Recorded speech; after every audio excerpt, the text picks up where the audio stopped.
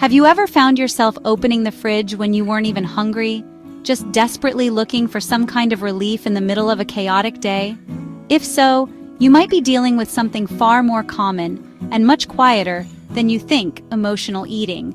And no, this isn't about willpower. In fact, what you're about to learn in this video could completely change the way you see your habits, your relationship with food, and most importantly, your relationship with yourself. So stick with me until the end, because I'm going to show you the real causes of emotional eating and how to overcome it naturally, effectively, and sustainably. No crazy diets, no extremes, just strategies that respect your body's natural rhythm. Because yes, it is possible to live in peace with food, and more than that, in peace with yourself. Let's start with an uncomfortable truth. Emotional eating is often just the surface of something much deeper. It's usually a reflection of emotional distress, unmet needs, or an overwhelming stressful lifestyle. Food becomes an escape, a quick fix for anxiety, loneliness, or emptiness. And the more you try to control it, the more out of control it feels. That's not a coincidence. There's a direct link between your brain and eating impulses, especially when your reward system is involved. Dopamine, the pleasure chemical, is released in large amounts when you eat sugary or fatty foods, and your brain gets hooked on that feeling. But here's the good news. With awareness, consistency, and the right natural strategies, you can break that cycle and retrain your brain for real, lasting change. The first natural strategy is to identify your emotional triggers. Every time you feel that uncontrollable urge to eat, pause and ask yourself, what am I feeling right now? Write it down. Just notice. Repeating this simple process helps build awareness and gradually breaks the automatic behavior.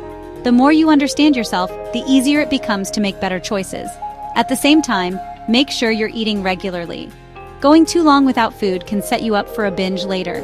Small, balanced meals throughout the day, rich in fiber, protein, and healthy fats, help keep your blood sugar stable, which in turn reduces intense hunger spikes.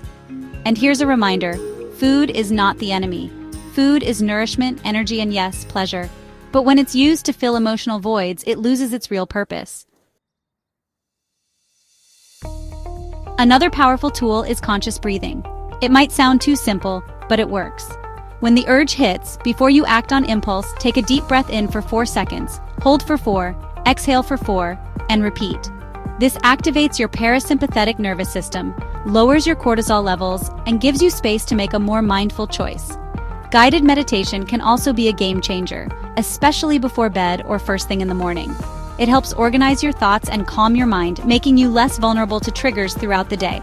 And here's the amazing part, just 10 minutes a day can make a real difference. Oh, and if this content is resonating with you, go ahead and hit that subscribe button. Every week I share natural, effective, and practical strategies to help you reach the body and the well-being you truly deserve. Now let's talk about something most people overlook: sleep. Poor sleep throws all your hormones out of balance, especially ghrelin and leptin, the ones that control hunger and satiety. Just one bad night of sleep and your body goes into panic mode, craving high-energy foods to compensate for the lack of rest. So, create a nighttime routine. Avoid screens before bed, cut caffeine after lunchtime, and stick to regular sleep and wake times. Your body thrives on consistency. And when you prioritize your sleep, you'll notice that your eating patterns naturally start to balance out, with way less struggle. The same goes for hydration. Many times, what feels like hunger is actually just thirst. Drink water consistently throughout the day. It seems basic, but it directly affects how your body signals its needs and how you respond to them. And maybe the most important thing of all, be kind to yourself. Overcoming emotional eating isn't a race, it's a journey. There will be setbacks, and that's okay. What matters is returning to your center, to your intention.